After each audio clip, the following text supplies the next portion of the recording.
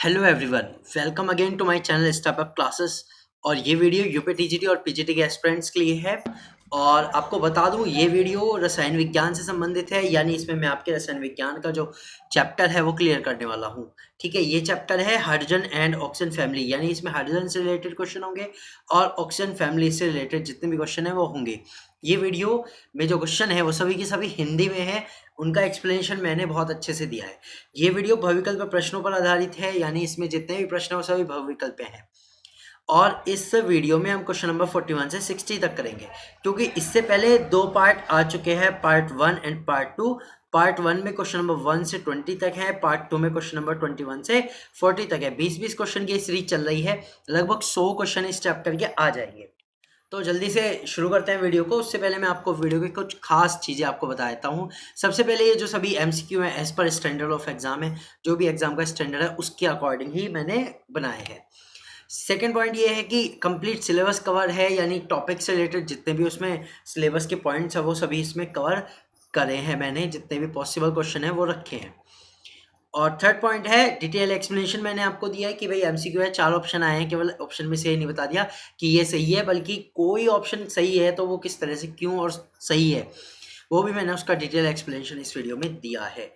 अब चलते हैं अगली बात, that notes PDF link in description. अगर आपको किसी भी नोट्स के पीडीएफ की लिंक चाहिए वो आपको इस वीडियो के डिस्क्रिप्शन में मिल जाएगा।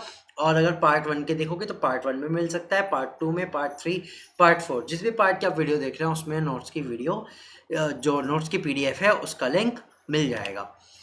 अब हम शुरू करते हैं अपना क्वेश्चन नंबर 41 है, जल की अस्थायी कठोरता निम्न में से किसके कारण होती है, हमें ये बताना है। देखिए, मैंने आपको बताया था कि हार्डनेस ऑफ वाटर के ऊपर एक क्वेश्चन जरूर आएगा। ठीक है, और लगभग पूरी तरह से अलग अलग क्वेश्चंस के थ्रू मैंने आपको टॉपिक क्लियर भी करा दिया है।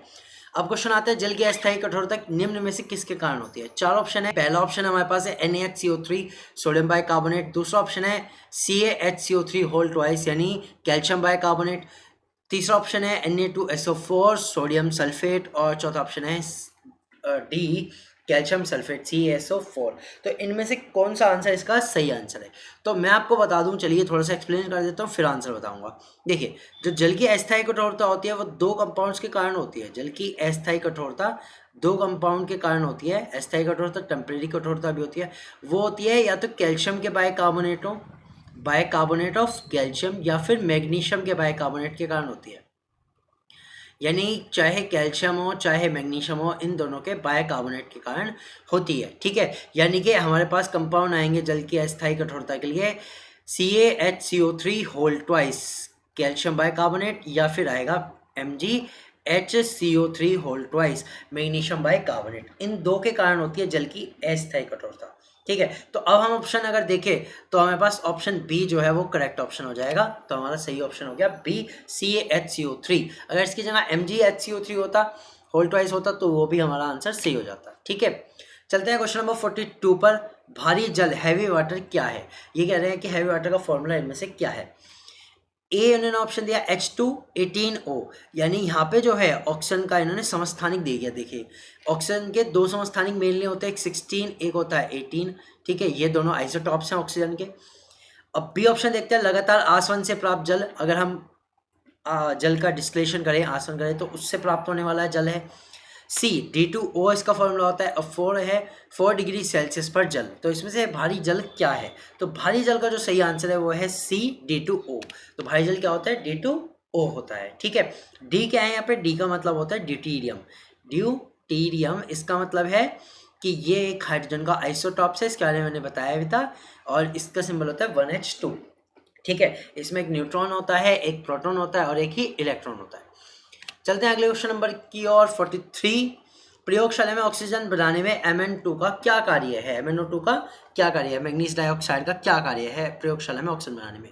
ए उत्प्रेरक का, बी अवकारक है, सी ये विस्फोटक है, या डी ऑक्सीकारक है। तो हमें बताना है MnO2 किस तरह से काम करता है प्रयोगशाला में। तो मैं आपको बता दूं, इसमें जो सही आंसर है वो है ए।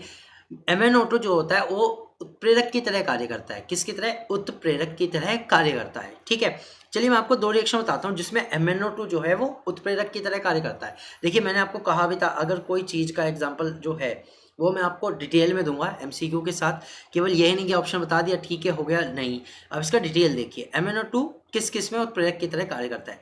सबसे पहले तो जब हम KClO3 पोटेशियम क्लोरेट का अगर हम डिकम्पोजिशन कराते हैं इसको हीट करके, तो ये बनाता है ट्वाइस KCl + 3O2, ठीक है, ऑक्सीजन गैस बनती है। अब ऑक्सीजन गैस बनाने का ही पूछा है, तो इसमें जो MnO2 है वो एज ए कैटलिस्ट वर्क करता है, उत्प्रेरक की तरह वर्क करता है। एक रिएक्शन हो गई, ठीक है। दूसरी रिएक्शन देखते हैं, एक होती है हाइड्रोजन पेरोक्साइड का डिकम्पोजिशन।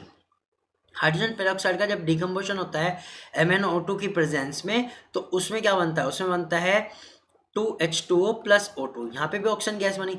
इसमें भी जो MnO2 है वो एज ए कैटलिस्ट वर्क करता है, एज ए उत्प्रेरक वर्क करता है, ठीक है। तो ये याद रखिएगा, MnO2 ऑक्सीजन बनाने में उत्प्रेरक की तरह कार्य करता है। चलते हैं क्वेश्चन नंबर 44 की ओर। किसे गर्म करने पर ऑक्सीजन प्राप्त होती है। ये कहना है 4 कंपाउंड हमारे पास हैं, A MgO, B K2O, C HgO और D CO2। Magnesium oxide, potassium oxide, mercurous oxide और कार्बन डाइऑक्साइड, इनमें से कौन सा सही है और जिसे गर्म करने पर ऑक्सीजन प्राप्त होती है। तो इसका जो सही आंसर होता है वो होता है C HgO। मर्क्यूरिक ऑक्साइड को गर्म करने पर क्या प्राप्त होती है, ऑक्सीजन प्राप्त होती है। अब ऐसा क्यों कि केवल मर्क्यूरिक ऑक्साइड से ही प्राप्त हुई।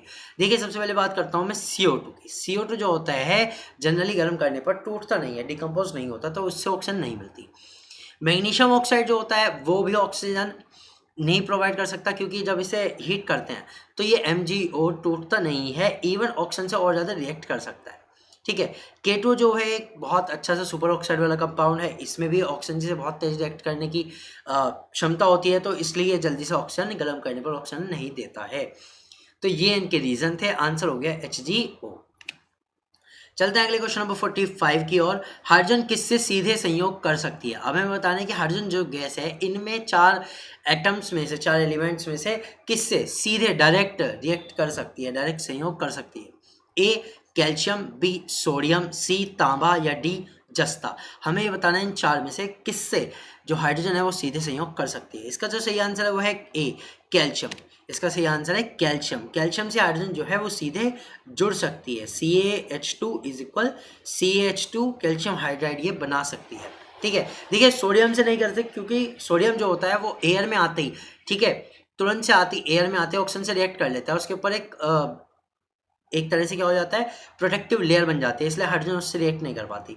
कॉपर और जस्ते की बात करते हैं, ये दोनों के दोनों, जो कॉपर है खासकर ये जो होता है हाइड्रोजन से कम रिएक्टिव है, ठीक है, इसलिए हाइड्रोजन के साथ रिएक्ट नहीं करता, ठीक है।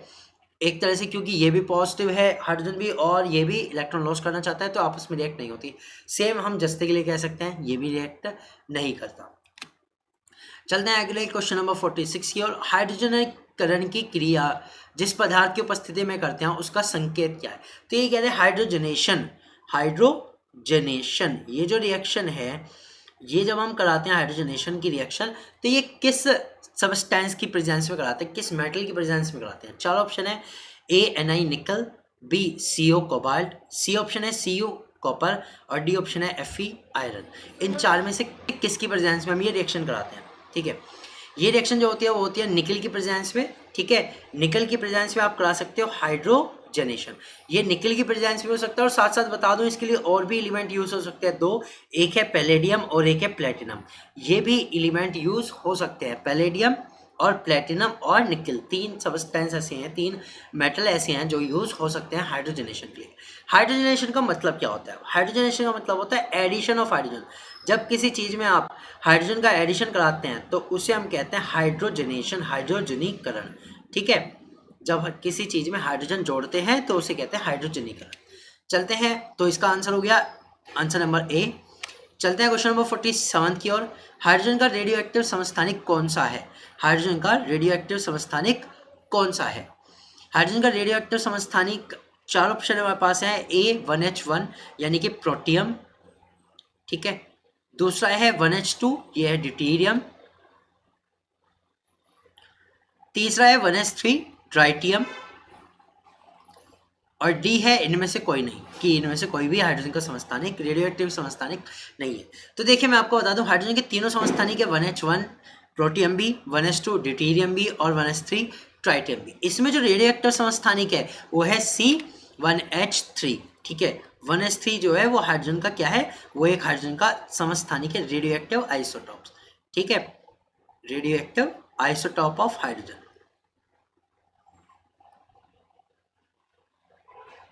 तो ये क्वेश्चन हो जाता है क्लियर। अब चलते हैं क्वेश्चन नंबर 48 की ओर। निम्न में से किस पदार्थ का O3 द्वारा ऑक्सीकरण संभव नहीं है? इनमें से ये बताना है कि किस पदार्थ का O3 यानी ओजोन को यूज करके ऑक्सीडेशन नहीं किया जा सकता, ऑक्सीकरण नहीं किया जा सकता। ए KMnO4 पोटेशियम पर मैग्नेट, बी K2MnO, सी FeSO4 और डी है Ki।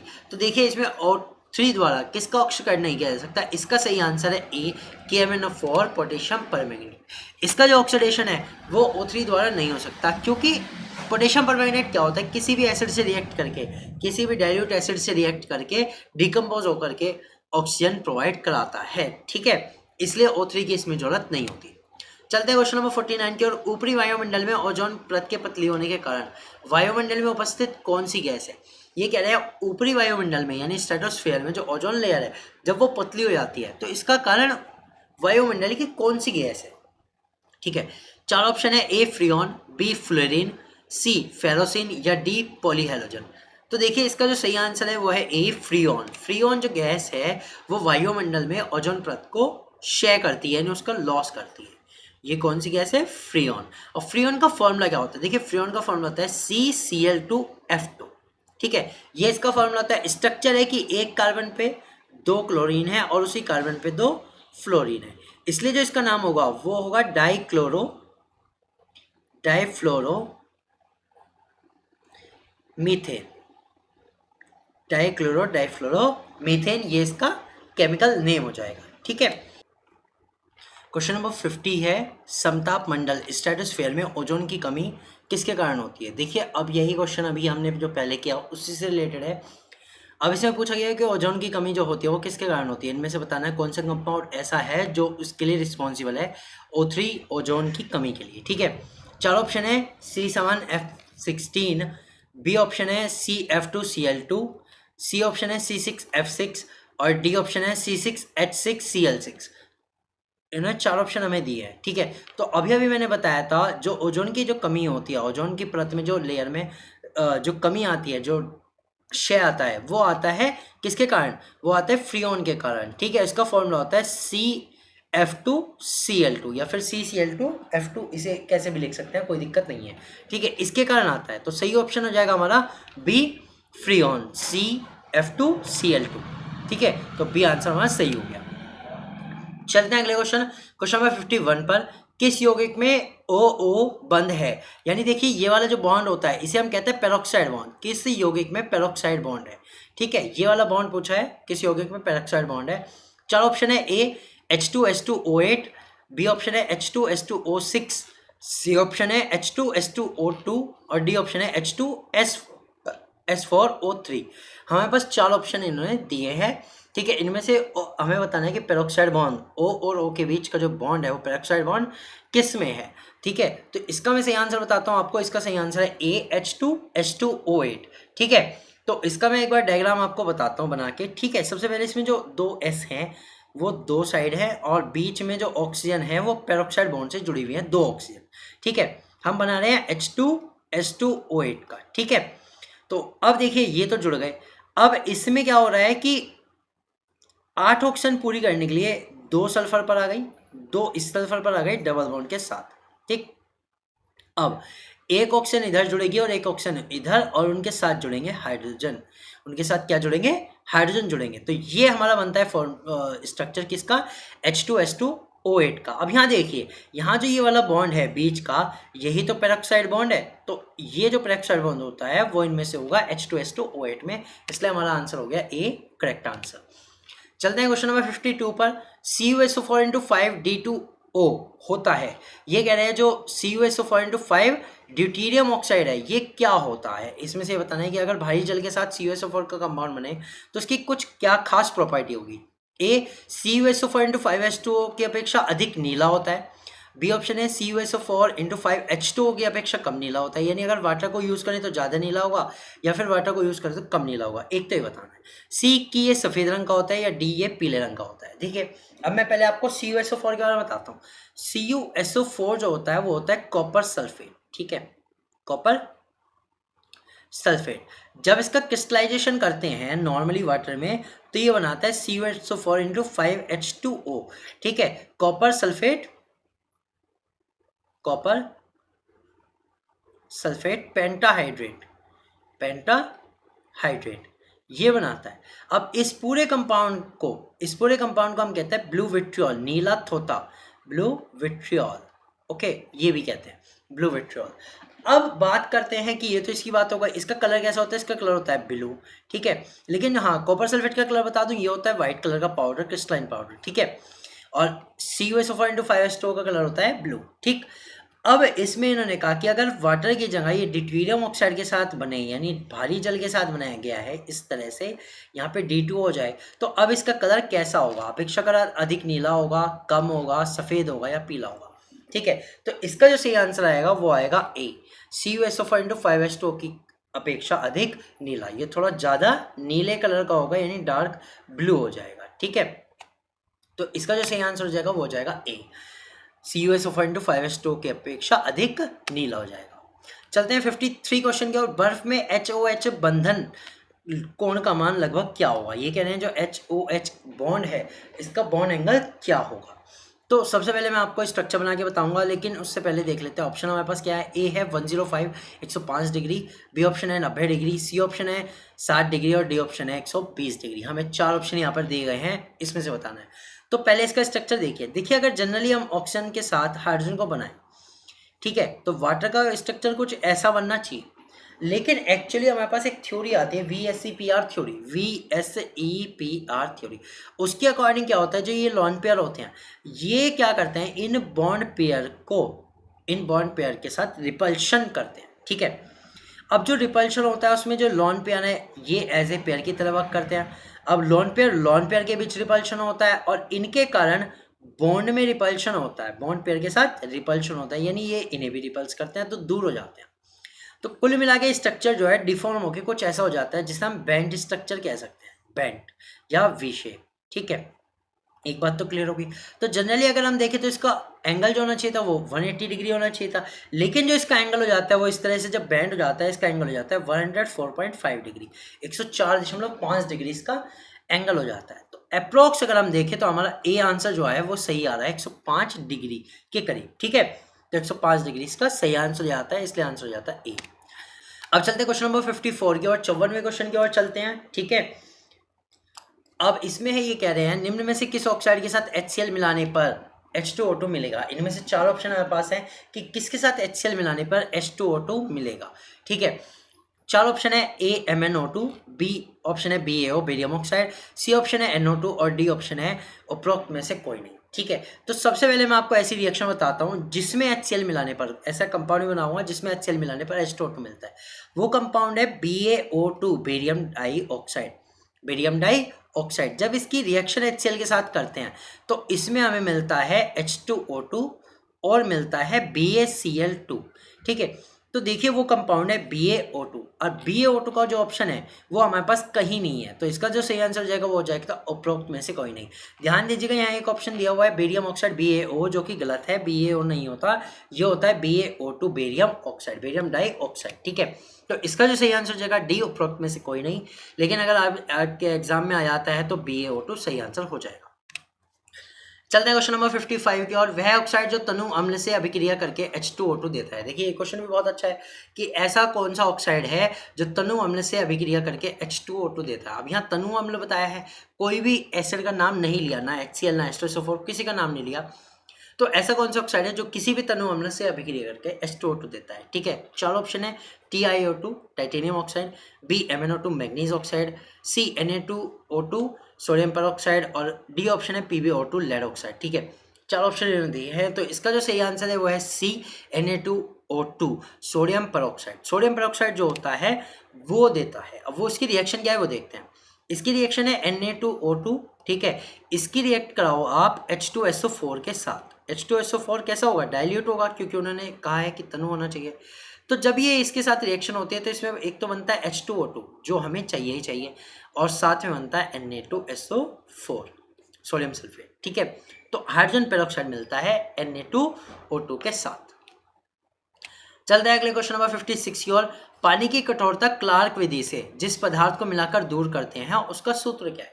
देखिए क्लार्क विधि जो है वो किसके लिए यूज होती है, कब यूज होती है, उसमें क्या यूज करते हैं, वो सब बताऊंगा। देखिए क्लार्क विधि जो है वो पानी की कठोरता को दूर करने के लिए किया जाता है, ये तो क्लियर हुआ, ठीक है। लेकिन कठोरता भी दो तरह की होती है, एक स्थायी और एक अस्थायी। तो जो क्लार्क विधि है वो पानी की अस्थायी कठोरता को दूर करने के लिए की जाती है। किसके लिए? अस्थायी को, ठीक है। और इसमें जो यूज करते हैं वो करते हैं हम कैल्शियम हाइड्रोक्साइड। देखिए मैं अभी फॉर्मूला नहीं लिख रहा हूँ, तो फॉर्मूला जाहिर सी बात है आप गैस कर सकते हैं कौन सा होगा, ठीक है। चार ऑप्शन है CaOH whole twice, B option है CaNO3, सी ऑप्शन है CaO कैल्शियम ऑक्साइड और डी ऑप्शन है CaHCO3 whole twice calcium bicarbonate, ठीक है। चार ऑप्शन है। तो देखिए क्लार्क विधि में जो यूज करते हैं वाटर की कठोरता को दूर करने के लिए वो किया जाता है calcium hydroxide CaOH whole twice.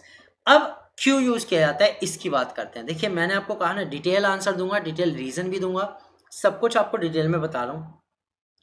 तो देखिए पहली बात है कि पानी की जो अस्थायी कठोरता होती है वो होती है कैल्शियम बाय कार्बोनेट के कारण। ये जो कंपाउंड दिया है ना D, इसके कारण तो हार्डनेस होती है पानी में, ठीक है। आंसर जो है वो है ए कैल्शियम हाइड्रोक्साइड। चलिए इसकी रिएक्शन देखते हैं। जब कैल्शियम हाइड्रोक्साइड को ऐसे वाटर में मिलाया जाता है जिसमें कैल्शियम बाई कार्बोनेट होता है, कैल्शियम बाई कार्बोनेट होता है, तो ये क्या करता है, दोनों आपस में रिएक्ट करके बनाते हैं CaCO3 calcium carbonate, calcium carbonate बनाते हैं।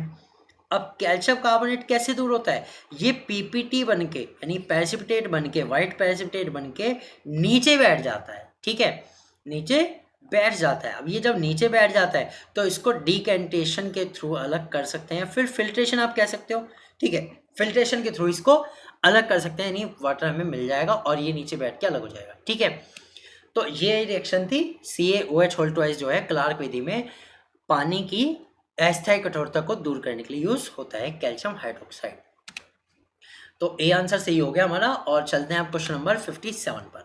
किस यौगिक का वैद्युत अपघटन करने से हाइड्रोजन गैस बनती है? ऐसा कौन सा यौगिक है जिसका वैद्युत अपघटन करने से हाइड्रोजन गैस बनती है? A H2O, B NaOH, C NH4Cl और D Na2CO3।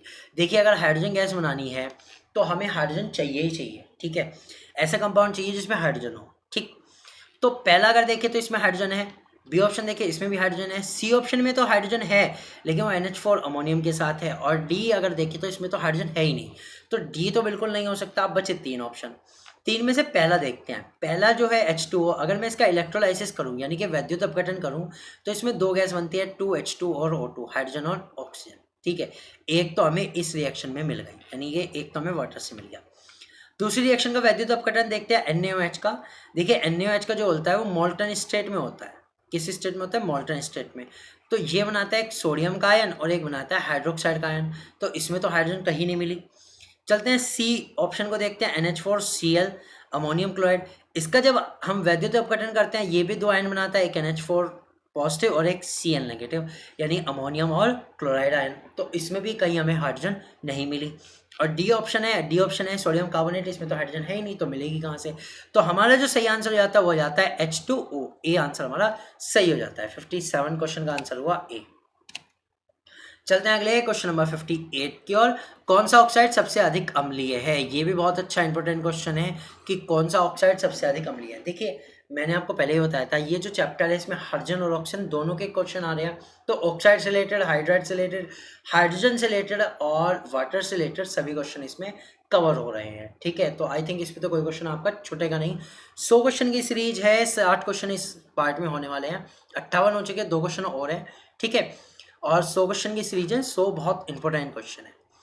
तो देखते हैं आप 58 क्वेश्चन, कौन सा ऑक्साइड सबसे अधिक अम्लीय है? सबसे पहले इन्होंने पूछा है कि कौन सा ऑक्साइड सबसे अधिक अम्लीय है। चलिए मैं थोड़ा सा आपको इसके बारे में डिटेल बता देता हूँ, ऑक्साइड कब अम्लीय होते हैं, कब क्षारीय होते हैं, इनके बारे में।